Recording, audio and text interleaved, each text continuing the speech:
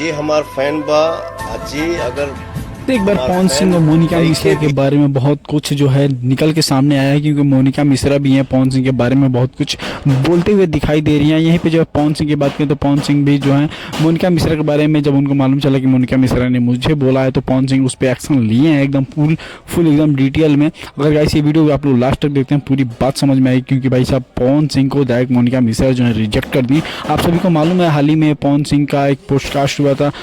Sorry वहाँ पे states हुआ था, मोनिका मिश्रा को भी आई थी। वहीं पे जो है मोनिका मिश्रा के ऊपर पवन सिंह का दिल आ गया और पवन सिंह जो है एकदम फिदा हो गए थे मोनिका मिश्रा के ऊपर। और उसी चीज़ का जो फायदा उठाते हुए मोनिका मिश्रा इस टाइम बहुत ही ज़्यादा पॉपुलर हो चुके हैं। मोनिका मिश्रा क्या है कि पवन सिंह को एकदम फाइनली जो है एकदम इंस्टाग्राम पर लाइव आकर के वहाँ पर रिजेक्ट पवन सिंह को बोल देते हैं, कहते हैं कि वो बहुत ही ज़्यादा एजेट है और उनके साथ नहीं तो मैं फिल्म कर सकती हूँ, ना ही उनके साथ ऐसा जो आप लोग पब्लिक में चल रहा है ऐसा कुछ है, ऐसा मोनिका मिश्रा बोली है। बाकी इन लोगों में सही में ऐसी कोई बात नहीं है जो पब्लिक में इस टाइम बहुत ही